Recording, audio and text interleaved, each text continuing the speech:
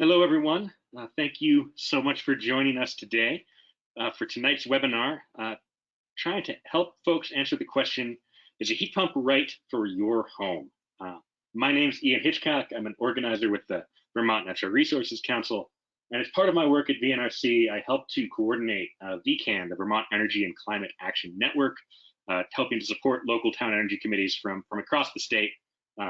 And we were really delighted with this webinar to be asked to partner with the Northeastern Vermont Development Association and Efficiency Vermont to try to help folks get a better sense of what heat pumps are, how they work, and then also hear some stories about folks who have installed heat pumps in their homes and kind of what they've liked about them, what the learning curve was, and generally just kind of getting some of that first person peer-to-peer learning experience. So we've had a lot of interest in tonight's webinars, well over 200 folks registered, which is amazing. As the presentations go along, I would encourage you to ask questions as you think of them by typing them into the chat bar, which I will demonstrate in just a second. And then toward the end of the evening, the last half hour or so, we will leave plenty of time for questions, and I will moderate a Q&A so that folks can ask questions of all of the phenomenal panelists and heat pump owners that we have. For now, I will turn it over to Allison Lowe from the Northeastern Vermont Development Association for some quick introductions. Allison? Hi, thanks, Ian. Our two presentations starting this event are coming from Efficiency Vermont, and we have Brad Long and Matt Sargent. Brad is a community engagement manager at Efficiency Vermont, where he works with Vermonters on the community level and with energy committees throughout the state. Brad enjoys working with Vermonters in their communities, helping to find ways to connect people to resources, information, and partners that help people achieve their energy and comfort goals at home and at work. Matt Sargent is a senior energy consultant at Efficiency Vermont, where he helps Vermonters build energy efficient buildings. He has over 30 years of experience as a builder and energy consultant, and has a passion for integrating advanced building envelopes with the right systems to ensure efficiency, comfort, health, and longevity. Recent work at Efficiency Vermont has allowed him to take a deep dive into residential HVAC systems. So without any further ado, I'd like to introduce both Brad and Matt. Thank you.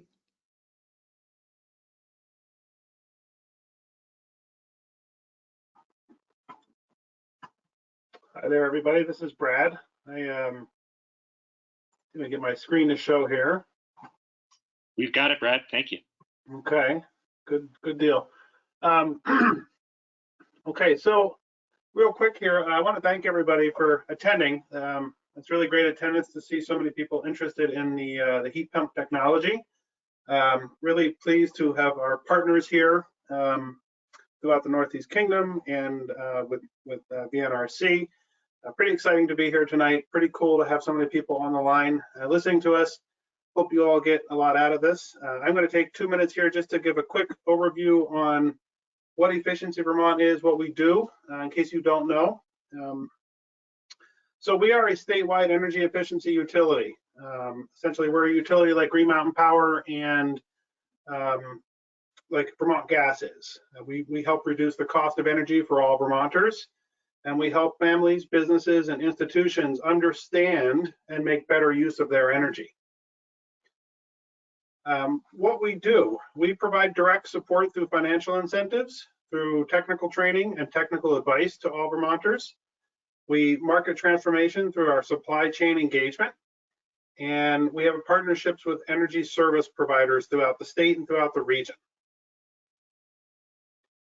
Our impact, this is a quick little slide just to show a little bit about our impact, how 1 gallon of milk, we're touching it at different corners of the market. On the farm, we're helping deliver more efficient lights and barn fans. In the processing plant, we are helping support equipment upgrades and process improvements. While in the grocery store, we're helping to add refrigeration controls and lower costs. And in the family kitchen, we're here to help provide a more efficient refrigerator. Without Efficiency Vermont, Vermonters would be using over 16% more electricity today than they did in 2000. 2000 is when Efficiency Vermont was started here in the state. In terms of our customers, I mentioned this earlier, we work with every sector of a Vermont ratepayer. If you're a ratepayer in the state, we're here to work with you.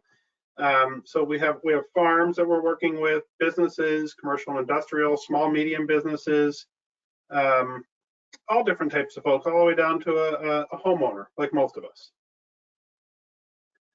I'm going to provide a couple more resources here, just so folks can get an idea.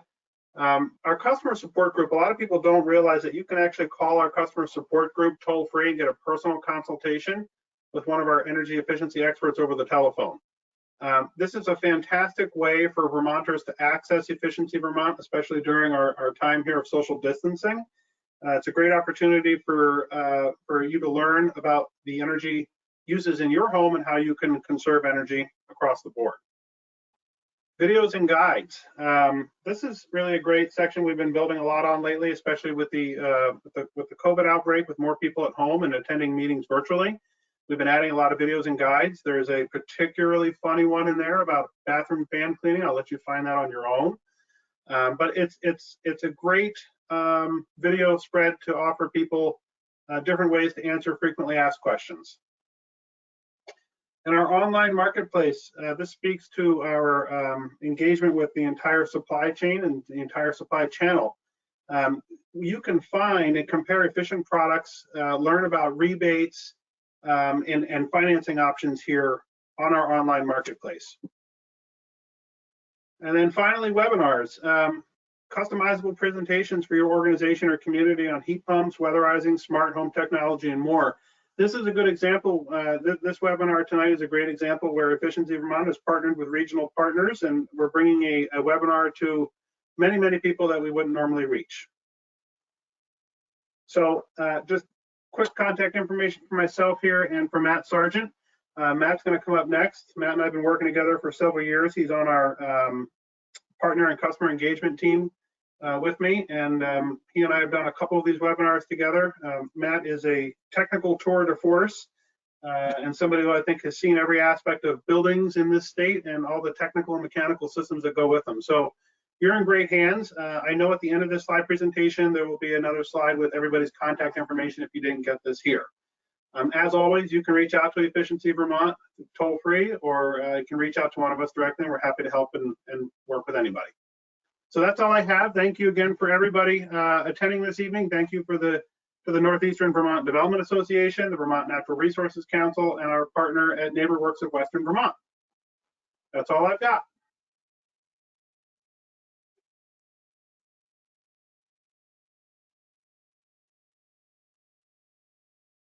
Welcome, everybody. Let me see if I can get my screen going here. Okay, we got to swap them around a little bit. Looks perfect. Is that looking good? Okay. Well, thank you all for having me here and for your interest in energy efficiency and particularly in heat pumps. I know Brad said that I'm this technical expert and all that, but this is not a very technical presentation, so put away your slide rules. And just we're going to talk about how you can access all of the rebates that are out there, how heat pumps work, what kinds of heat pumps are out there available. I'm going to go off topic a little bit because I think that this presentation was put together by our marketing geniuses who are really excited to get everybody to buy a heat pump, but I want to make sure everybody knows what a heat pump is and how it works and is it the right thing for them. So without further ado, let's go to this. Here's our agenda. We're going to talk about who can help. So what are the resources out there? Where do you go if you decide you want to start looking into a heat pump? So we'll have some options for you there. Then I'll talk about how they actually work. And I won't go too deep into technical issues there, but you should get a good sense of what the refrigeration cycle is, why there's an outdoor unit, an indoor unit, and that kind of thing. So we talk about heat pumps for heating and cooling and water heating, how heat pumps can help, and then again, we'll wrap it up with what your next step is and how to get started if you decide that you want to move forward with a heat pump. So here's what we'll learn. This is exactly where we're going to start. Who can get you started? So let me introduce you to some folks that can help. So there are a lot of entities out there who've got resources and experience that can help you save money and be more comfortable in your home. So let's take a look at who they are. Let's start with Efficiency Vermont. Why not, right? So that's us. We're the statewide energy efficiency utility, as Brad mentioned. We serve every county and town and city in Vermont except the city of Burlington. And we partner closely with our other utilities like Vermont Gas and Burlington Electric Department. We are a good place to start. In addition to providing incentives and financing for heat pumps, we also serve as an information hub. So we can help you learn about, like, if your electric utility also has a rebate that can be added to our rebate and how to navigate all that stuff. And also, as Brad mentioned, we're really good with technical support. So if you call us, we can talk to you at the level you need to talk about heat pumps with. And if they can't, they will refer you to somebody with more technical expertise to help you sort out particular problems. So it's a great organization, a great place to go. Your electric utility is also a good place to get information on heat pumps. And they can help with rebates and incentives, mostly with those, as I mentioned. And utilities also have rebates on electric vehicles and other fossil fuel reduction measures. So please feel free to reach out to them and learn more. Again, like Efficiency Vermont, it's not just about heat pumps. There are a lot of really amazing ways to step up your energy efficiency game these days. The Efficiency Excellence Network. Now, as much as these entities can help you, the ones that we've just been talking about, can help you reduce the cost of efficiency upgrades and access rebates and stuff like that, you can't get very far without an expert who can actually do the work in your house. And we've taken some of the work out of selecting a contractor by establishing the Efficiency Excellence Network, a network of contractors and designers and other professionals who are committed to providing their customers with the highest level of energy efficiency. And EN contractors have exclusive access to Efficiency Vermont programs and offers, like there's financing that you can only get through an EN contractor and that kind of thing. So we'll get into more about that later, but if there's any contractors listening, big shout out to you guys. You're the ones doing the heavy lifting out there in the real world. Credit unions, so we'll get into financing later in the presentation, but select credit unions can help you finance your energy efficiency projects, and we have 0% financing available for some projects. So we'll show you how to access that. Okay, how do they work? Let's get into the meat and the potatoes here. So just a little bit of science. There's two units in the heat pump, right? A unit placed within the heat source, and that's wherever you're taking the heat from, and a unit that's placed in the heat sink, which is wherever you're trying to move heat to. So think of them as heat source. In the wintertime, if we're heating with a heat pump, our heat source is the outdoor air, if we're using an air-sourced heat pump, and that's where that terminology comes from.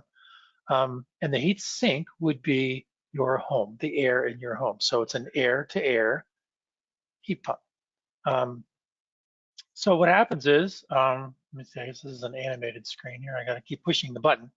The evaporator has a coil in it, and in that refrigerant, which is a specialized gas. And then we blow air from the heat source across this coil, and the refrigerant picks up the heat that's in the air. And this works, and I'll show you why that works in a little bit, but even with very cold outdoor air temperatures, we can still extract heat from the outdoor air. So then we have the compressor, and the compressor increases the heat, increases the temperature and the pressure of the refrigerant. By compressing the gas, we make it hot, right? And then we take that hot gas, we bring it inside to the indoor coil. There's the coil, and we blow some air across it, and we extract the heat from the hot gas in the house. then it goes back out, it goes through an expansion valve.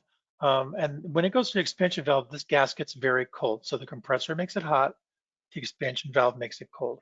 So we're putting outdoors, we're putting somewhere in the minus 40 degree temperature range. So we can actually extract heat from minus 20 degree air outside. So all this is very efficient. And the beautiful thing about the cold climate heat pump is how efficient it is. I mean, on average, for every 1 kilowatt hour of electricity you're paying for to run that compressor, you get the equivalent of 3 kilowatt hours of heat in your home. So, we provide 1 kilowatt hour of heat to the compressor, and the compressor moves 3 kilowatt hours of heat from the outside air into your house and then back out again. And the reason we can do this is because we're moving heat. We're not generating heat. So we can get coefficient of performance, at 3 or 3.5 or 4. It's going to depend on the outdoor air temperature. So as it gets colder outside, this system's going to have to work a lot harder to extract.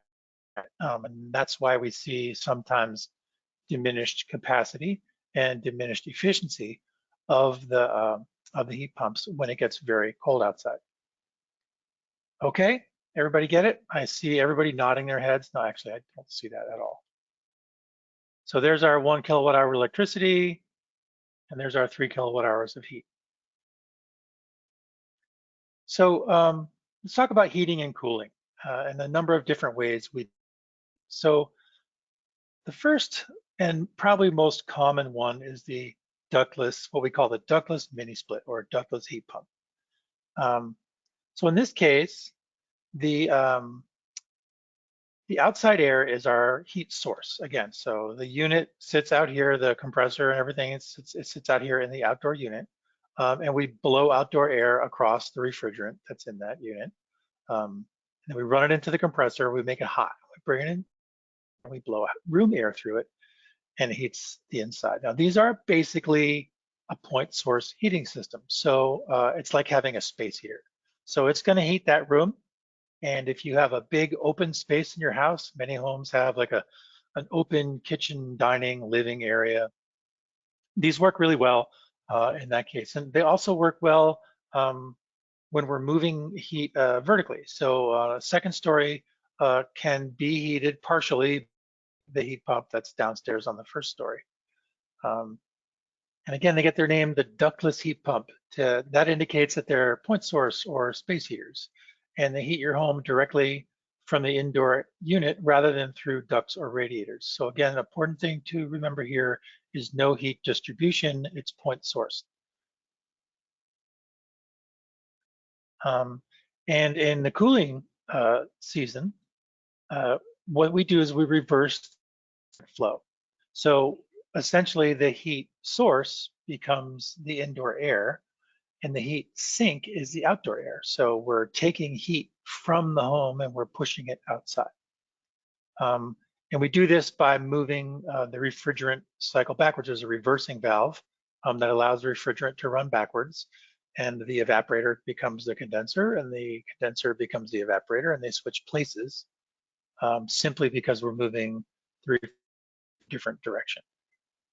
They're very efficient at cooling as well, and in fact, if you look at an Energy Star, we call them window rattlers. If you look at an Energy Star window unit air conditioner, that's going to be have a SEER rating, or a seasonal energy efficiency ratio, of like 14. Many of these ductless mini splits have a SEER ratings of 29, 30. So significantly efficient at cooling than a typical air conditioner. And also much more efficient at heating. And we're going to get into that in a little bit too. It's even higher. Yeah, I do want to note that the efficiency is even higher in the summer. So, if you're cooling, and I know we have some people here to give testimony about their heat pumps, but I will say that I have them in my house as well. I have 2 single zone ductless mini splits in my home, one upstairs, one down. And they do a fabulous job of cooling, and I'm always afraid to run them because I'm an energy geek, and I'm like, no, we don't have to. We can just pull the shades. We'll be fine. Open the windows at night. But on a couple really hot days, I do run it, and honestly, the effect on my electric bill is pretty minimal. Well, with the amount that I run it, they are very efficient at cooling. So here's some examples of outdoor units on different homes, and you can see that they can be small or on the ground. You can work with your contractor to install a little roof over it to protect it from falling snow. I do like to see that little roof over them if they're going to be under the eaves, where the water and snow can drip on the unit. I think it's good to protect them. Again, if you look at the side of this unit here, you can get a glimpse at the coil. It looks like a radiator in your car. So this is a coil that wraps all the way around the outside, both sides and the back of it, and then there's a fan right here that blows air. It sucks air through the coil and blows it out the front of the unit. We have to get them up off the ground because of snow. So you can see the snow on these ones, and they're on a stand. And that stand is meant to keep it up out of the snow. What happens is in the wintertime, remember I said the refrigerant can get like to very, very cold, minus 40-degree temperatures. This form ice out here. If there is any vapor in the air, any water vapor in the air, it'll turn into ice right here on this very cold coil. And so these things have to occasionally go into defrost mode. And when they do that, they make the coil get hot and water drips out the bottom of them. So in the wintertime, water is a problem because it turns into ice. So we need to be up off the ground to keep the snow from backing up over it, but also to get the ice in place to drip off. And here are some of the indoor units in a few different homes. The most common type is the wall-mounted unit that you see up here in the top left of the picture. However, there's also floor-mounted units that look like this. They look more like a traditional space heater, and there are flush-mounted ceiling units. There are miniature ducted units, so we have a lot of options. Depending on your preference in the room where you're installing it, depending on your home's size and layout and how much of your existing heat you're trying to offset, you may decide to get more than one unit installed. Even if it's just one unit installed in a central space where you spend a lot of time, that can help you offset a really significant portion of your existing fuel use. And there's also ducted heat pumps. These are cool. This is where we're moving into what we call the whole home solution for heat pumps. So these ducted systems allow us to distribute the heat evenly throughout the home, much like our central heating systems do. So it gets us away from having, well, we have the heat pump out in the living room there, but over here in the kitchen or the bathroom, whatever it gets cold. This sort of whole house approach eliminates that, the cold spots. It's much better for comfort. And in some cases, it can be more efficient. I don't want to get too far into the weeds on you guys. I know we're trying to keep it light here. So in this case, yeah, the outdoor unit is outside, and it heats or cools the air in the duct system. Now, these can be mounted on the wall, or also sometimes they stand on a stand, and they look very much like a central air conditioning unit. In fact, you can't tell the difference between this heat pump and a central air conditioning unit. So if you have central air or you're considering central air, you could replace it with one of these units and do a great job of heating and cooling your whole home with a ducted heat pump. Rather than being point source space heaters, again, they give you the option of distributing. First, a centrally ducted heat pump still works like a cold climate air-to-air heat pump. It's just that rather than heating the room, the hot air moves into the duct system. So the indoor unit, what you would normally see on the wall, is actually in the ducts, right? So there's a coil in the ducts. And again, it's a great way to go. Here's an air to water heat pump. So I know there's a lot of homes out there that were built in the 90s and the early 2000s that had radiant floors in them. And these radiant floors are low temperature heating. So that means we were pumping low temperature water through these floors. Usually it's 110, 120 degrees or something like that. If that's the case, we can use a heat pump called an air to water heat pump to make that low temperature water to move through our low temperature distribution system and heat our homes with them. They're also capable of making domestic hot water that you would use for showering and washing and that kind of thing.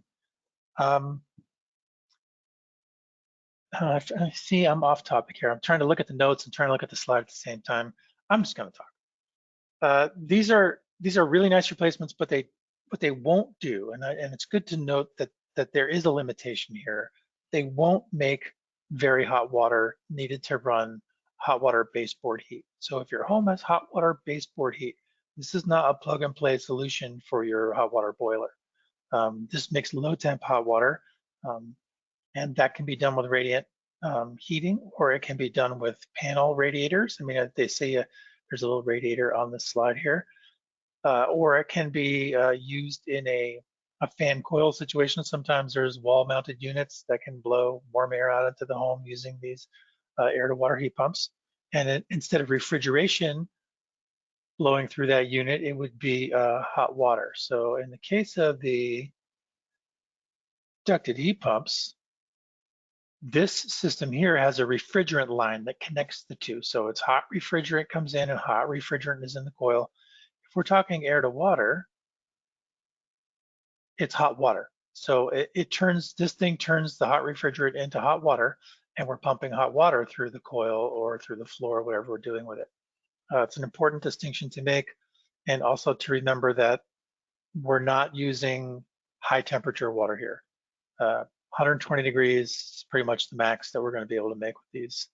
But for certain homes that have this, or for a new home that can be designed around it, it's a fabulous system because those warm floors and those panel radiators are super comfy and very even temperature, very low key, very quiet. So there's a lot to be said for that. I do want to go back just to the ducted heat pump scenario for a sec to mention that, you know, ducted air, when we're moving air around the house, there's a lot of benefits to that as well. Like we can filter that air. We can add ventilation air in there. So we have filtered fresh air being moved through the entire house. And that is sort of a unique situation in that we can do all that with that one heating system. Here we're just heating, but we're doing it very well and very evenly. So that's the heating and cooling part of it. And we want to use heat pumps for water heating, for showering. And here's a way you can save on your heating. Here's what a heat pump water heater looks like. So this guy is holding the heat pump unit that sits on top, and you can see that's this black part up here, and the lower part is just a water heater. So that is your standard water heater storage tank. So instead of having a gas burner or electric elements, what happens is we take hot refrigerant off of a heat pump and we wrap it around the tank, and then all the water that's in the tank gets heated up by that refrigerant. These are not using outdoor air, so this heat pump uses indoor air. So typically the heat pump is fed by the air in the room, and it goes through the heat pump and it gets blown out the side. So they do have the capability to cool down a room because they're extracting the heat off the air and putting it into the water. So off the back side of it is going to blow some cool air. It's cool, dry air, though. It's dehumidified air, which in many basements is a really nice thing to have. And if we're using enough hot water and we're running this water heater enough, it can offset the dehumidifier in the basement. But we can't plan on it because that's all based on how often the thing runs and how much we use it. So that's going to depend a lot on occupancy. There's just one unit. I mean, there's no outdoor component. We mentioned that it takes its heat from the indoors. And these water heaters will use 1/3 to 1/2 the amount of electricity of a standard electric water heater, which can save you 50 to 66% in your water heating costs or more. If you put in a heat pump water heater and you do some water heating efficiency work like low flow shower heads and pipe insulation and lower flow faucet aerators and maybe even a drain water heat recovery system, You can get in touch with me later and I'll explain that to you. But we can really make a huge dent in the water heating energy use of a home. And I will say that as homes are being built more and more energy efficient these days, even homes that we retrofit, we make them very energy efficient. So the heating load becomes less and less and less of a percentage of the overall energy use in the home. And the water heating load sometimes is the biggest load in the home. So if there's a family of 5 people living in a nice energy efficient house, it's possible that their water heating energy use is going to be their #1 biggest energy use in the home. So it's good to go after the water heating energy, and I think this is a great way to do it. They will cool a space down if you have them in a small closet. There's ways around that, and again, we can help you navigate that by offering you some technical assistance should you need it. But these are out there. There's great rebates available. We'll get into that later, but a great way to save money on your water heating using heat pump technology. Again, it's all in one. There's no split system. Uses a fraction of the electricity, and it dehumidifies your basement all at the same time. Again, a caveat on the dehumidification, you can't really plan on a lot of dehumidification unless you're using a lot of hot water. So why should you install a heat pump? How can a heat pump, what can a heat pump do for you? What are the benefits? So you could save energy and reduce carbon pollution. So heat pumps are highly efficient. And while you may not be able to completely replace your heating system, you may, but you may not be able to also. You could turn it down so that it's just your backup. So if you're turning down your fossil fuel heating system so that it's now your backup heating system, you can do the large share of the load with your heat pumps. And this reduces greenhouse gas emissions and lowers your impact on the planet. So it's not just about money. We're also doing good things for the environment here. But it is about money. You can save money by replacing expensive fossil fuels with high efficiency electricity. If you have baseboard electric heat or more expensive fuel like propane or oil, the savings can be significant. I know oil is cheap these days, but the heat pump is still a better deal depending on how cold it is outside. If you're switching from a cheap fuel like natural gas or cordwood, a heat pump may not lower your heating bills, but it may lower your impact on the environment. So there could be more than just one reason to do it. Heat pumps provide also, comfort. And so there's the money thing. Okay, got some Ben Franklins we're saving. But comfort is the other thing. And heat pumps do provide a comfortable, steady source of heat throughout the winter and even on the coldest days. Heat pumps work most efficiently when you set it and forget it. So I know personally as an energy consultant for years, I've been telling people to turn your thermostat back at night or when you're not in the home. And with heat pumps, I have to backpedal a little bit here and say, don't do that with your heat pump. Do that with your fossil fuel furnace or boiler or space heater, but when it comes to heat pumps, set it and forget it. I think one of the things you may want to know is your home has what's called a design heat load. So it's going to need, at design temperatures, which are like -10 degrees, it's going to need a certain amount of BTUs. So let's say your house needs 40,000 BTUs per hour at design heat load. Now, heat pumps tend to have less capacity when it's very cold out and less efficiency when it's very cold out. So this heat pump that's designed to produce 40,000 BTUs an hour at -10 degrees, you're going to need probably a couple heat pumps to do that. And they're going to be working really hard at -10 degrees. And if you set your heat back at night and then try to turn it up again in the morning, they may not be able to bring it back up again quickly. So it might take a very long time and they might have to work really hard and use a lot of energy to do that. So we say to leave it because it can maintain the temperature where it might not have the capacity to lift the temperature in the home. That makes sense.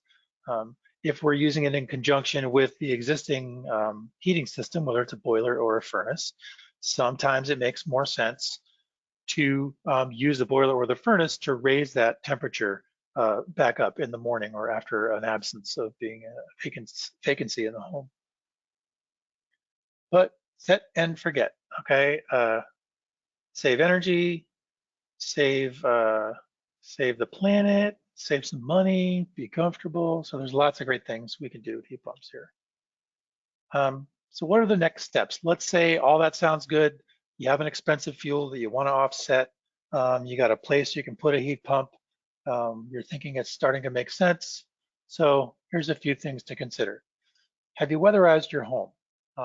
Heat pumps work best in a well-insulated, air-sealed house. And you can find resources on our website for comprehensive weatherization that'll give you the most bang for your buck when it comes to installing a heat pump. Make sure you get the right heat pump.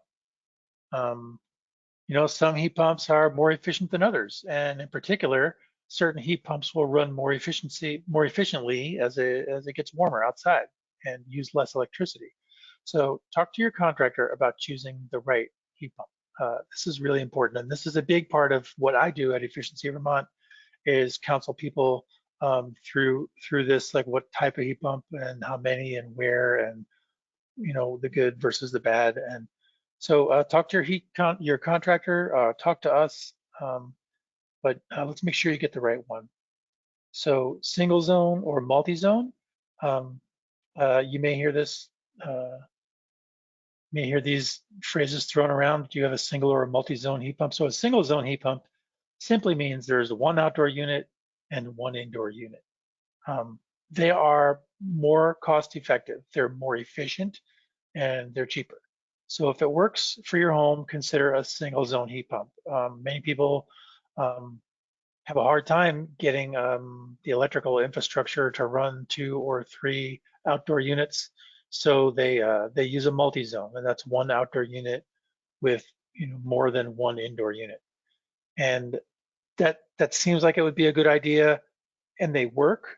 We see them all the time. They do work. I'm not saying that, but I'm saying that the single zone ones are more efficient, sometimes up to like 30% more efficient. And it has a lot to do with the outdoor unit's ability to turn down and run at a slower speed and modulate and use less energy to meet what we call part load conditions. So the thing is going to run flat out at design conditions or very cold temperatures, but most of the time it's somewhere between 20 and 30 degrees in the wintertime in Vermont. So we don't really need to be running flat out all the time. And the idea is like these will modulate, they'll scale back, they'll run nice and slow and steady in the background when they don't need to produce the maximum amount of heat. Now the multi-zone ones have a harder time doing that than the single zone ones because there's more going on. There's more inputs from more indoor units to the control processors in the outdoor unit, and they struggle a little bit when it comes to modulating and turning down, and they cycle on and off. So it's this on-off cycling that really can impact the efficiency of the multi-zone units. So I'll stop there. Just consider single over multi if you can. Great, thank you so much for that informative presentation, Matt. We've had a bunch of questions coming in. I'll ask folks to keep typing them in the questions bar as they come up, and we'll be sure to bring those to you when we get to the Q&A section at the end of the webinar. But there's for now, slides. If you oh, I'm so sorry. When you said I'll finish there, I thought that was your end. My apologies. Oh no, I mean I'll finish talking about the multi-zone versus single zone controversy. Sorry to cut you off. By all means, I got 3 more. We'll be quick. So let's see. You can find a contractor that can help you install your heat pump system. You can check out our website at efficiencyvermont.com. You can find contractors in your area who are trained and certified to install and maintain heat pumps. I will throw a little plug in here. It's important to maintain your heat pump. After a few years, you should have it cleaned. So talk to your installation contractor about who's going to do that. Your contractor can ensure that the incentive from Efficiency Vermont is taken off the cost of the system to reduce the upfront purchase cost of the heat pump and ensure that you take advantage of your utilities rebates as well. Qualified contractors can also help you apply for financing to split the remaining upfront costs into easy monthly payments. So we have a home energy loan that can cover the upfront cost of heat pumps and heat pump water heaters and other energy improvements. So we did talk about weatherization and things like that. So one of these home energy loans can really cover all of that. So depending on your income level and the term for the loan, no interest or low interest financing is available up to $40,000 for as long as 15 years. So if you work with a qualified Efficiency Excellence Network contractor, they can help manage the logistics around getting your project financed. And you can visit our website for more information and resources to determine if a heat pump or a heat pump water heater or weatherization or any efficiency measure is right for you.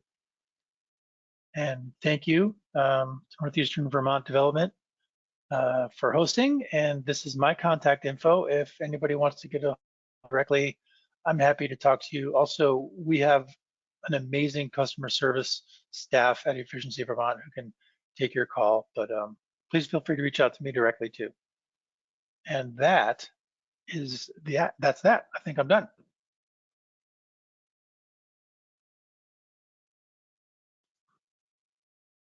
You there, Ian? I am sorry for that, to have cut you off before. Oh, no problem. All right, so we are going to switch gears now and move into some user testimonials. So Anne, I believe I've got your slides up and ready to go. And if you would like to unmute yourself, we can go into your part of the presentation. Okay. Sure. Thank you. Thank you, Ian. Thank you, everybody, for being on this super interesting webinar. My name's Ann Lawless, and I am the Northeast Kingdom Outreach Coordinator for Heat Squad. Heat Squad is a program of NeighborWorks of Western Vermont, and thank you, Matt, for mentioning that we're one of the outfits that does loans. I'm just wondering, Ian, because what I'm looking at on the screen is not the full slide. It's not set up for viewing the slides. It's got the panel on the left. Okay, let me see what, if anything, I can do about that. Maybe you're using the PDF.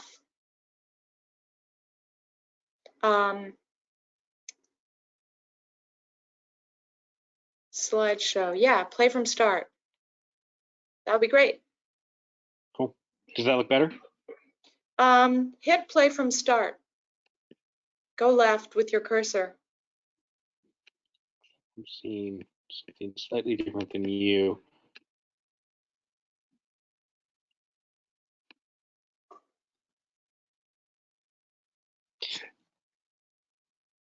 How's that looking, Ann? I don't see the slides at all. Okay, maybe what I'll do, if I can ask, I'll try to make you the presenter, and if I could ask you to have the slides up, that might work better. Sure, happy to do that. So give me just a second. Sure. Thank you for your patience, everyone.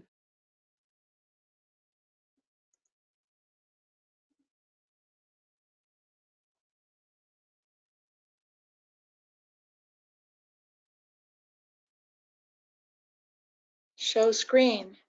I'm going to unmute. On video. How's that? That looks good to me. Okay, great. So I'm pretty much of a non-techie, and I was working in Windsor and only coming home to Wheelock on the weekends. But then when I got ready to retire, I thought, gee whiz, it's finally time to do a lot of projects that I had kind of been avoiding and neglecting. So as a non-techie, I figured, man, I cannot figure this out myself. So I decided that I should get a Heat Squad home energy audit. And I found out about Heat Squad through an article in the Barton Chronicle. So I had my visit with the auditor, Sally Ayers. She came over. She's wonderful. She made a whole bunch of recommendations for me, including insulation, a new propane boiler for my existing radiant heat, and a heat pump. And I think you can see in the lower photo, you can see my heat pump on the wall.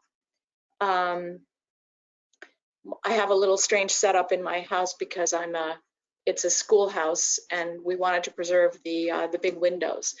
So the second floor is sort of suspended from the upper part of the house, so you can't see the whole. You can't see up to the plate of the house, which is why the heat pump looks a little strange sitting there. So I could really relate to what Matt was saying about being. He was timid as a well, he didn't say timid. I say I was timid as a beginning heat pump user. He was worried about. He said he was worried about, just using too much energy. Just suck it up and either be cold or be too hot in the summer. But I gradually got over that. I learned how to use it.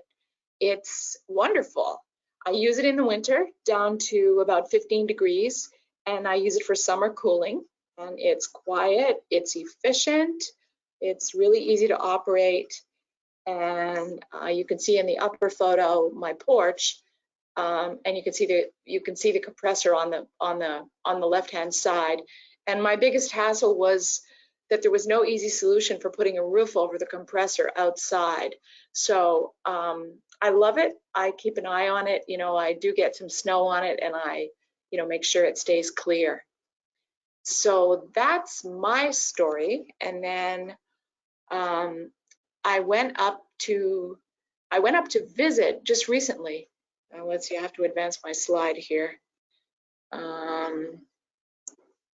Somehow, there we go.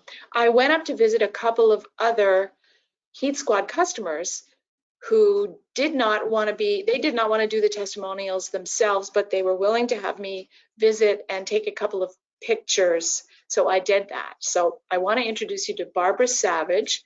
She lives in Bloomfield, which is way, way, way up in that far corner of the state on the Connecticut River corridor, right beside New Hampshire, almost in Canada.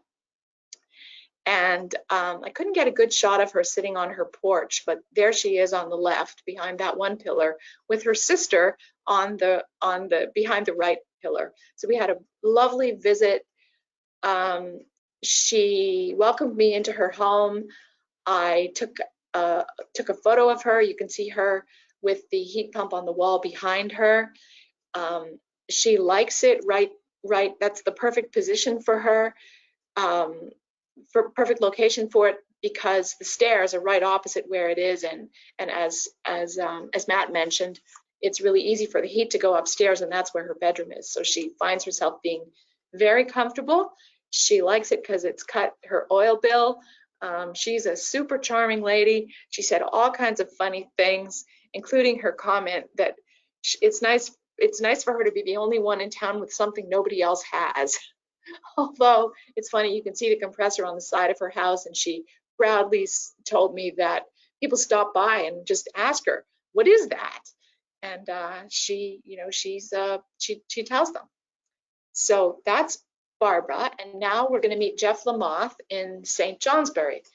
And he's similar to Barbara. He has the single mini split wall mounted unit. He has a big wood stove. He loves cutting wood. So reducing his heat cost wasn't all that important to him in the winter, but he does use it in the winter, especially on those shoulder seasons. So he doesn't, have to fire up his wood system and overheat the place. So maybe this isn't what Matt would recommend, but he does say he flips it on quick in the morning. But it's possible that just gives him what he needs. What he really likes it for is how it helps him out in the summer, because he replaced a window air conditioner and he's saving lots of money because of that. And he enjoys the whole setup. The compressor is really quiet. he likes what he got, so he wouldn't do it any differently if he had to do it another way. And he heard about it from his brother. And now we're just gonna do a little bit about Heat Squad. We do home energy audits in a series of counties that you can see related there. We're a program of NeighborWorks of Western Vermont, which is based in West Rutland, and we've been working in the Northeast Kingdom for about I think about 2.5 years. So we are NeighborWorks is one of the members of the Efficiency Excellence Network. So we work really closely with Efficiency Vermont, and what's distinct about us is we don't actually do the work. We help you find the contractors. So that's the guidance and support part. And then we kind of stay in touch with you throughout the process. And then after your work is done, we come back, make sure it's all done to code, everything's perfect, it's all completed, and then we file on your behalf with Efficiency Vermont for your rebates. And as Matt explained, we also do financing that's offered through our parent organization, NeighborWorks. So call us up. We're happy to help. And thank you. That's it for me. Great, thank you so much, Ann. Moving right along, we are going to move to our next user testimonials. So Charlie, I would ask you to unmute yourself and turn on your camera if you are so inclined, and I will pull up the photos that you had sent me.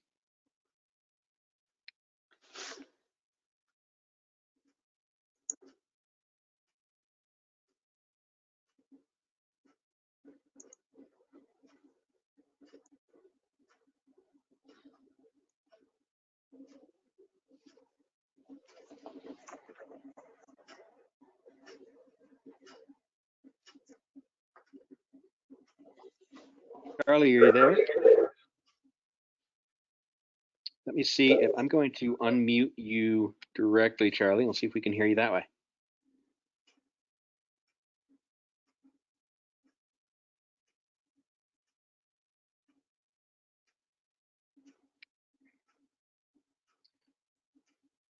Everything looks like it's all right on my end. Let's see. There we go. That looks promising. Hey, Charlie. No idea why that was so difficult. It was just about the 51st time I pressed the button. Well, okay. Right. You never know. Sorry to delay things. I live in Peacham with my husband, and I had the inspiration a year and a month ago to get off of fossil fuels. For us, that really meant getting off of heating oil and gasoline, because we're customers of Washington Electric, which is already a renewable electric utility. So the solution for me to do that was to get a solar system and replace or to get a set of heat pumps to use as the primary source of home heating, and to get an electric car. So my decision to get a heat pump was kind of part of that whole package. And there so far you've seen the heat distribution unit in the living room and the main condenser unit under the deck. So basically, we got this installed in October of last year as part of the overall installation of the solar system.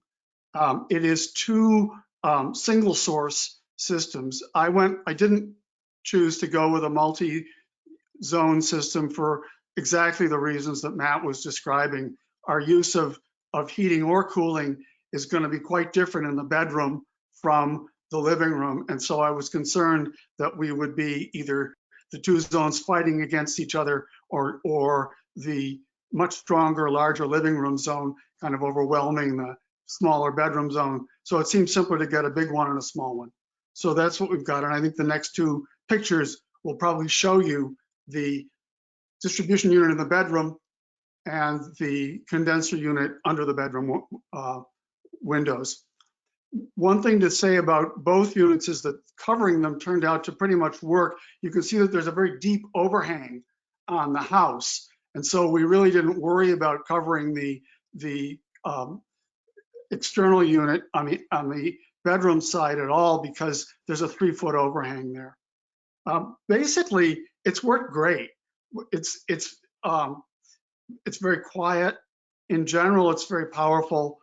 It does what it needs to do. The adjustment period that we went through, the first thing that came to my mind when Ann asked that was, it's got so much intelligence built into it that sometimes you just scratch your head thinking, why is it doing that? So it has a feature that we intentionally turned on to set the thermostat back by 4 degrees when there's no activity in a room. And we used that, and then we would think, why is it suddenly, you know, letting it get too cold in here? And we realized, oh, because nobody's moved in front of the sensor. And you have to let it know that you're in here.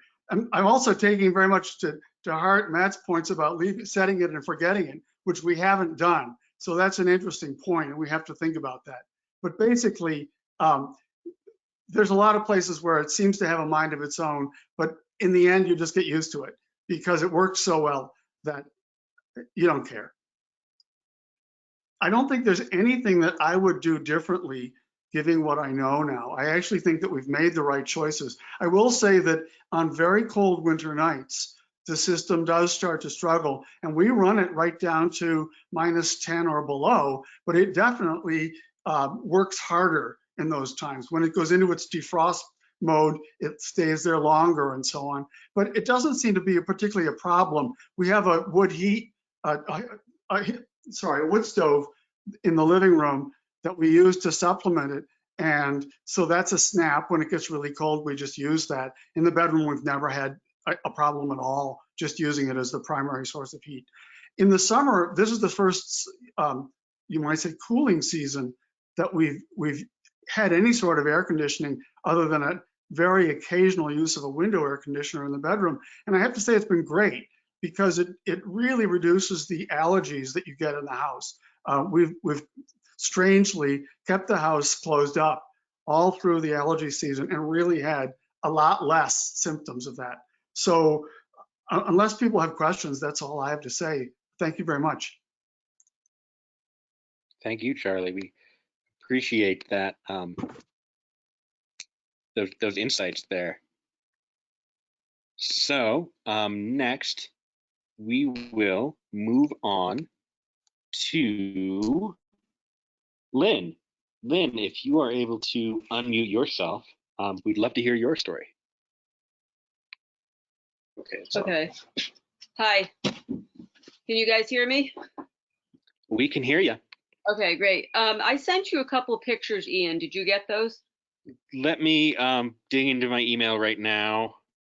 I sent one of the heat pump in our basement and then a close-up of the controls.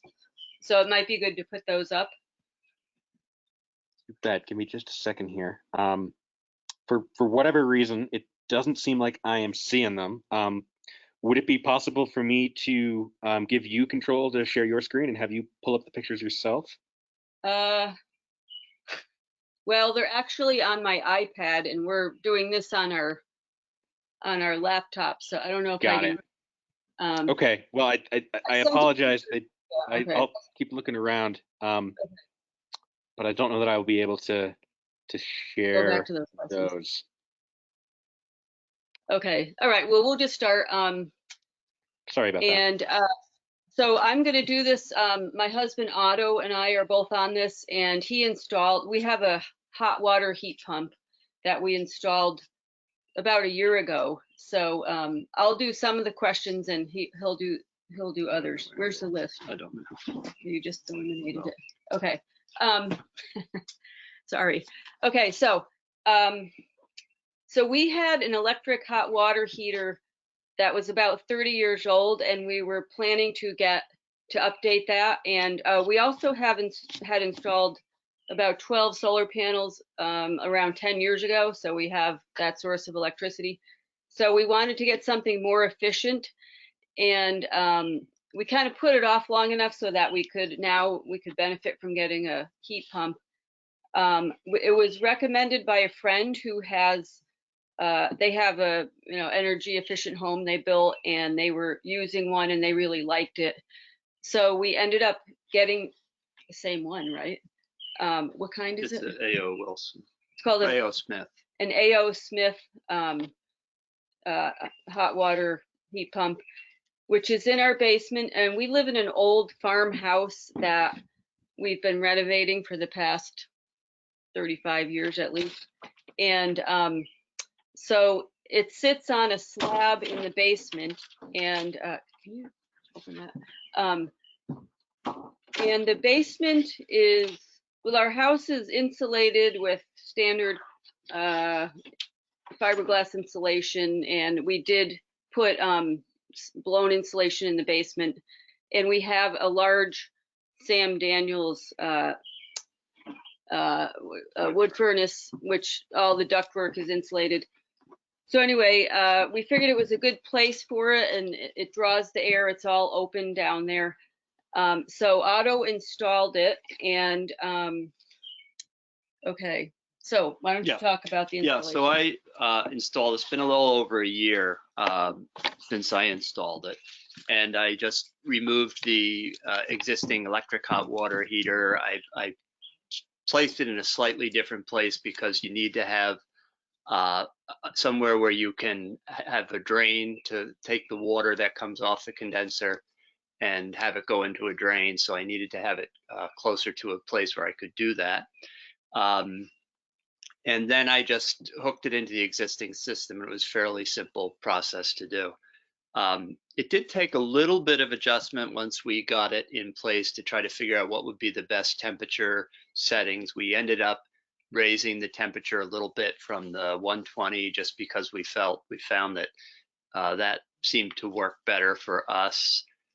We also were able to, it provides you with a number of different modes that you can use. There's one, efficiency it's called, which on ours, which essentially is just using the heat pump. There's a hybrid, which sort of, I guess, goes between the two. Mostly it's efficient. And then you can have strictly electric and just run it like a regular hot water heater if you want to create hot water fast. But of course, that uses a lot of electricity. In terms of savings, we've seen a significant savings on our electricity. Since we've installed that, we've been able, with our panels, at least during the summer and the good sunny months, to basically reduce our electric usage in our home to, we're creating enough electricity with our panels now, 12 panels, to take care of our house, our hot water. We have, we raise a lot of animals, so we have 3 freezers, a refrigerator, and we're able to generate all our own electricity now. It's a much more efficient unit than the conventional electric hot water heater. So adjustment period. Okay, so one of the differences that I noticed is when I turn on the hot water, like in the sink, the kitchen sink or the bathroom, it takes definitely longer for the hot water to arrive. Before it was, you know, within say 10 seconds. Now it takes like 30 seconds. So that might affect people if you have a water problem. I don't know, maybe not. Maybe it's not an issue. The other thing that I want to mention that for me was a big adjustment and still is it does make a significant amount of noise. And I don't know if it's because our basement is, the floor is not insulated between the basement and the first floor. So we can hear the heat pump, and it goes on and off. It basically turns on when you turn on the hot water because it starts having to reheat. And I'm really sensitive to noise inside. And so that's been an adjustment. I don't notice it as much in the summer because I'm outside a lot, but in the winter it was pretty annoying. Sometimes it would bother me at night trying to sleep. It would turn on right when I was trying to go to sleep. And the other annoying thing is it's kind of located right under our bathtub. And so you take a bath, and the minute you turn on the hot water, it starts firing up, and it sounds like a airplane taking off to me. So that's kind of not a plus for me. So sometimes I actually shut it off, turn it to electric, just so it's quiet. We did talk to a guy at the VECAN conference from Efficiency Vermont. He was at the demo house, you know, their like energy efficient house they bring around, and they have this similar heat pumps, and he said that they shouldn't be that loud, and that maybe we need to check it out. There might be something we could do. Although some friends of ours who have a similar one said ours is quieter than theirs. So, but theirs is installed in a basement that's highly insulated, and it's further away from where they live, kind of thing. But so I guess what I do differently maybe is to go around and listen to people's heat pumps before picking one out and make sure that the noise isn't a big issue. But I mean, really, it's great to be saving all the electricity. So do you have anything else to add? No, that's it. So that's our experience. It's nice to be energy efficient. Great, thank you guys so much. Last but not least, Tom, I'd invite you to unmute yourself and turn on your camera if you'd like, because I know we've got a special appearance by your heat pump in your presentation. You should be looking at me now and hearing me, so. I think we are. All right, so I'm sitting in a new house that my wife and I had built for us. Not that we built it, but and you're looking at one of our two heat pumps. We have a mini split. The other is in our bedroom and bath area. So this is a brand new construction, 2017. And I'm going to first give a giant plug to Efficiency Vermont. So, and first of all, this is not our first experience with heat pumps. We lived down in the Upper Valley area. Now we're in the Northeast Kingdom, about as close to, or closer to Canada than the woman in Bloomfield. And we had prior experience. But anyway, so we never entertained building a house, but we, on a sort of a whim, did. And built essentially not quite a passive solar, but it could be. It faces due south, and it's a quite large house. But the very first thing that we did is talk to Efficiency Vermont, and I can't say enough about the expertise of Efficiency Vermont in helping us and our contractor through the process. So we used a contractor. I decided that I would only use a contractor from the Efficiency Vermont list. In our area, believe it or not, there were only 2 that qualified, which is really interesting. But so we interviewed both, and we went. We obviously picked one who we have a post and beam house, and he was the one of the 2 that actually had built a number of post and beam homes. So when Efficiency Vermont talked to us, they suggested that we could heat the whole house. And it is quite large. It's over 3,000 square feet, just with 2 heat pumps. We had a political reason for not doing that, since our son-in-law owns a pellet boiler company. So we do radiant floor heating off from our son-in-law's pellet boiler system, which is also fabulous. But we have a mini split, and we also have the heat pump hot water tank. Now, I'm going to counter Lynn. It may be how it's installed, and it may be the brand, but our hot water heat pump is like so silent you don't know it's on. And it is, for us, a great dehumidifier. It's in the basement. We have that water piped to the right into our to the outside drainage, but it takes an incredible amount of water off in the summertime. We use as I said, we had prior experience in another house where we had them for 4 years, so we were well aware of how they work. We use them in the wintertime on the shoulder season. They're fabulous. And then our primary use is in the summer, and they are just absolutely excellent for cooling. We have, when I said we have 3,000 square feet, we have roughly 1,500 down, and we actually have 1,700 down and about 1,300 up. We have no heat in our upstairs. It's all open architecture, so the heat pumps will cool that quite nicely. And they heat them really nicely and we have a bathroom upstairs too, and no one has ever complained about the bathroom being cool. I think most people, because it's south facing, enjoy going up to in the wintertime up to the second floor because it's actually cooler up there.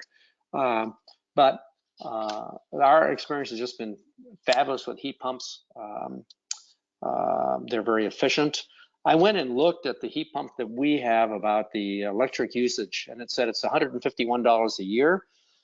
Because of the boiler system we have, we preheat ours in the winter. So I'm guessing, I don't really know for sure, but summertime usage probably is no more than $75 if the 151 is accurate.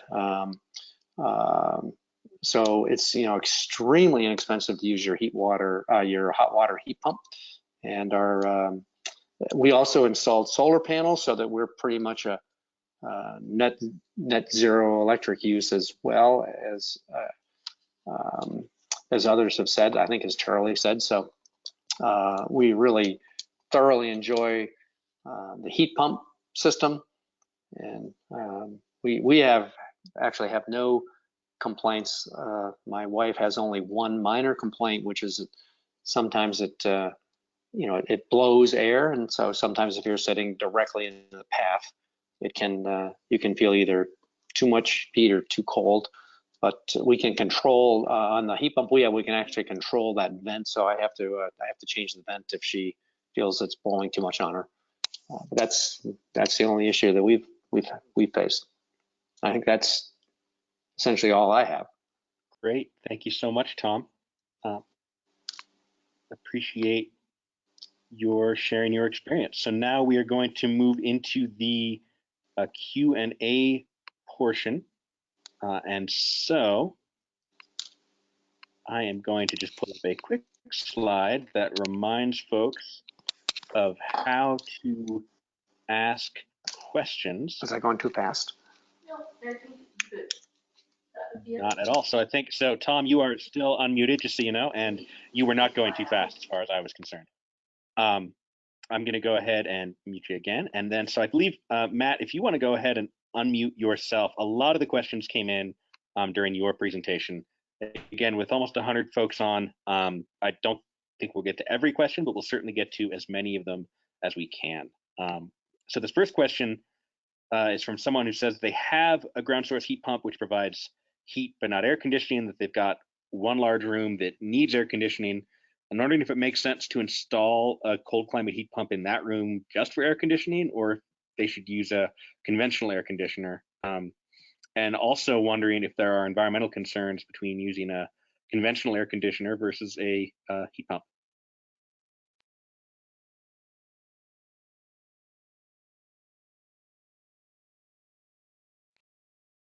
Matt, are you able to unmute yourself to maybe take a crack at that question? How's that? Is that better? We can hear you. Okay, good. I think you had me muted. Can you repeat that question for me, please? Sorry. Absolutely. So essentially there was someone asking, they've got a single room that needs air conditioning, and they were wondering if it makes sense to install a cold climate heat pump in that one room just for air conditioning, or if they should use a conventional air conditioner. So that's the first part of the question. And then the second one was just kind of, what are the kind of environmental trade-offs between using an air conditioner versus a heat pump? Okay. If they don't need any heating in that room, like if they've got heating taken care of in that room, and they do want to just do some cooling in that space, they could certainly go with a window type air conditioner or a portable air conditioner. The heat pump is going to be more efficient at cooling probably than that window air conditioner, but they have to weigh the cost of the expense of the heat pump. I don't think anybody's talked about it, but we typically average, $4,000 per single zone unit. And a window air conditioner is going to be a matter of a few $100. So it's hard to justify that additional expense based on any potential energy savings for cooling that one space. But I don't know if they need to do any heating there too, and I don't know if they're talking about like cooling it 100% of the time or just occasionally. Certainly, if it was just occasionally, I would say in that case, it probably makes more sense to go with a window air conditioner. As much as we're promoting heat pumps today, still we gotta look at the big picture and say, oh, is that really the right call? You bet. And then any thoughts on the second part of the question about kind of environmental trade-offs for a standard air conditioner for cooling versus a heat pump? Well, the one that comes to mind is a standard, like a window type air conditioner is a packaged unit. In other words, it's not a split system. It doesn't have the compressor outside and the evaporator inside. So it's got everything in one package, which means it has no refrigerant lines that run through your home. And I don't know if most people are aware of this, but refrigeration gases have very high global warming potential. So the global warming potential of like R422A is thousands of times higher than that of CO2. So like if we release that gas into the atmosphere, we've done harm. And there are people who are saying environmental studies that show that one of the best things we could do to fight climate change would be to switch to natural refrigerants.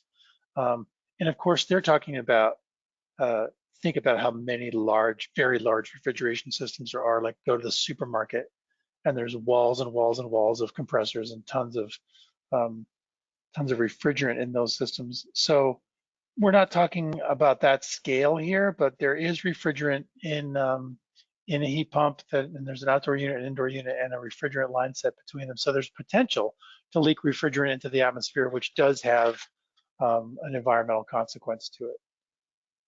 That being said, I mean, who among us, and I got my hand raised here, has an old defunct air conditioning unit kicking around that they're not doing anything with and has all the refrigerant leaked out of that? So we have to be careful with refrigerants in general. So the more we use, the more we're at risk of creating a mess. Thank you. I'm gonna paraphrase a somewhat similar question and staying on this theme of air conditioners versus heat pumps and comparing. We've got a question from Jared, who describes himself as a happy heat pump user from a fully fossil-free household in Montpelier. All right. Yep. Asking about how a ductless air-to-air heat pump, when used for cooling, compares with window AC units in terms of efficiency. He's heard a lot about the case for heat pumps being more efficient on the electrics or with electricity on the heating, and wondering if you have any sense of how much electric use declines when comparing a standard air-to-air heat pump and a standard window AC unit. Well, I can't say in terms of kilowatt hours or dollars, but what I can say is, at least 50% more efficient for the heat pump than for the window type air conditioner. Even a good central air conditioning system might have a seasonal energy efficiency ratio of, say, 14, and a heat pump might be in between 20 and 30. So it gives you the scale of magnitude. So let's say, 40 to 100% more efficient, something like that, significantly for cooling. Someone was wondering, they've heard the term mini split unit, and I'm just wondering, what is a mini split unit? Right, so that is what we call the ductless heat pump. The mini split unit is the one outdoor unit and one indoor wall mounted unit. Got it. Someone else had a question about kind of some of the incentives that are on offer. Again, not to keep you in the hot seat, Matt, but I think a lot of these are directed toward you. Sure. Could you just kind of describe a bit more, or at least tell people where they could get more information about kind of the incentives and the financial support on offer? And I know, Anne, that you might have something to say in terms of Heat Squad support as well. Certainly. Matt, let's start with you. Yeah, so I think the best place to start is either A, with your contractor, or B, with Efficiency Vermont, or Heat Squad can help you, or your electric utility. So there's 4 go-tos right there. I know Efficiency Vermont has a website, and when you open up their website, at the very top of the page is a few buttons, and one of them says rebates. You can click on that thing that says rebates, and a couple pull-down menus pop up. You can pretty quickly navigate over to the heat pump rebates and see what's available in your area at that time. Also, there are additional incentives available from utilities. There's financing available through Heat Squad or through your contractor. So do check into that as well. I appreciate that. That gives some resources. Will the slides that we presented be available to the attendees? That's my plan. Yep. Yeah. I was going to ask you first if I could send them, but yes, I plan to. Please do. Yep. Those slides have all kinds of information about how to get a hold of us or everybody else. Yep. And I will note, I did put on the screen now so folks can see the slide that we had with everyone's contact information for the folks who were the professional presenters on here. So you can find, Matt's email, Brad's, Allison's, and as well as a link to Efficiency Vermont's webpage. And I don't know if you wanted to speak a little bit more about where folks who might be served by NeighborWorks could find information on how to get some financial support for heat pump installation. Sure, thank you. Let's see. Heat Squad operates in the Northeast Kingdom, the 3 Northeast Kingdom counties. So this would be for getting an energy audit. And then we can help you access the rebates after your project is done. So it's the 3 Northeast Kingdom counties, Rutland, Rutland, Windsor, and Wyndham. I think that's it. Yeah, so not Lamoille, not Washington, not Chittenden. Oh, and Addison, yes, in Addison. So I have, I would like to forward to you, Ian. You can maybe send it along in the package for all the attendees. We just kind of boiled down what the sort of a summary of the rebates. And so, and I could just read it. Heat Squad submits your project for Efficiency Vermont's enhanced statewide rebates, covers 75% of weatherization costs up to $5,500 for income eligible folks until the funding expires. Then it'll be 50% up to $4,000. So if you're a higher income person, the rebate covers 50% of your weatherization project cost up to $2,000. So your weatherization would be, doing insulation, tightening up, things like that. Then the financing opportunities are just, they're incredible right now. So if you qualify for the home energy loan and your loan closes by October 31st, Efficiency Vermont will make the first 6 monthly payments for you up to $900, not to exceed 50% of the loan amount. So that is like being handed your project. It's basically, it's pretty wonderful. And that's on top of the rebates too. Exactly. That's financing. So you can go through us at NeighborWorks or the other Opportunity Credit Union or VSECU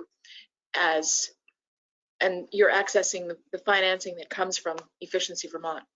Yep. And so just to sum up, and thank you both for that perspective, there are a lot of financial resources out there from a wide variety of sources. In the follow-up email, as has been mentioned many times, we'll try to make as clear as possible how one would access those, but Efficiency Vermont is a great first call if you are in an area where you would have access to Heat Squad and NeighborWorks support. They are great folks to offer assistance. The Vermont State Employees Credit Union that Ann mentioned also offers some incredible loans and financing. It's a great time for weatherization incentives. As Matt mentioned, that's a great first step if you're thinking about getting a heat pump, because heat pumps work better, as has been mentioned by many folks, in well-insulated spaces. And I will say that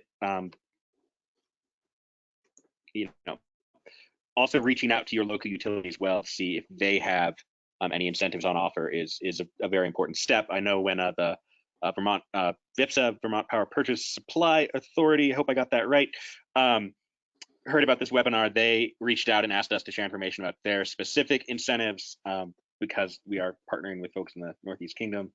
So I would just say that there are a lot of sources of financing and funding out there, and it may seem slightly counterintuitive for folks to be thinking about, a capital improvement on their homes in the midst of, the economic uncertainty that we're in, to say the least, given the COVID-19 pandemic and everything else. But in many ways, counterintuitive as it may seem, this is actually a great time to think about investing in a heat pump, given all the savings that have been offered. We have far more questions than we've got time for, I'm afraid. It looks like folks are seeing my inbox, so they'll know that I have far too many unread emails. Apologies for that. I'll pull the contact slide back up. Promise not all those were in relation to this. And the other thing that I would ask, maybe briefly, Matt, for you to address before we start to wrap up, is there have been quite a few questions kind of with folks trying to compare oil heating to heat pumps, saying, which is more efficient? What's the payback period in terms of if you're to replace an existing oil system with a heat pump? What's the typical break-even payback on a system in terms of years? I don't know if Sure, I'd love to talk about that. Yep, I can talk about that pretty briefly here. So the typical scenario, a house in Vermont, a 2,000 square foot house in Vermont, heating with oil. If you were to displace 80% of the oil heat with a heat pump, which typically means you're going to do some heating with your oil system, but only 20% of it. So if your heat pumps are doing 80% of your heating, 2,000 square foot house with oil, you're probably going to save something like $600 per year. Great. Thank you for that, Matt. Knowing that we're coming up on 7:30, I very much appreciate everyone's time. Before you scatter to the winds, we're going to try to launch a bit of a poll just to get some quick feedback from you all. So you should be seeing a poll up on your screen just asking you, how informative you found tonight's webinar. The responses are anonymous. We won't hurt your feet. You won't hurt our feelings. Want kind of honest feedback as to how useful folks found the presentation. I'm certainly having fun watching these percentage of numbers going up. I'm glad to see that for the most part, it looks like many folks found them helpful. I'll leave that poll up for another, 10 or 15 seconds or so. And then I'll move quickly to another poll, which is going to be us asking about what topics you might be interested in for future webinar offerings. So I'm going to close this poll now, and we're going to switch gears. I'm just going to quickly share the results. It looks like, about more than half of you found it very helpful, but 40% of you or so found it somewhat helpful, and apologies to the 3% that didn't find it very useful, but that is good feedback for us to have. And then finally, this one's going to be a multiple choice poll where folks can select any of these ideas, whether they want to see a future webinar on advanced wood heat systems, weatherization options for renters, smart homes, small business solutions, or e-bikes. And if you have any other suggestions, we were only able to put 5 options. Please type them in the chat and those will be recorded. And while folks are doing that clicking, I will just thank everyone again for sticking with us tonight. We're spending some of your time, and hope that you found the information and the presenters here helpful and useful to you as you think about how you can work to reduce your carbon footprint and support the local Vermont economy. A special thank you to all of the heat pump owners out there who shared their experiences with their own heat pumps. And again, all of the slides, the recording of the webinar, as well as some of these compiled resources that have been talked about will be sent to everybody in the next few days. So thank you all so much for joining us. Hope you stay safe in these challenging times. And again, we're thrilled to have you with us and hope to be of use to y'all in the future. Have a good night.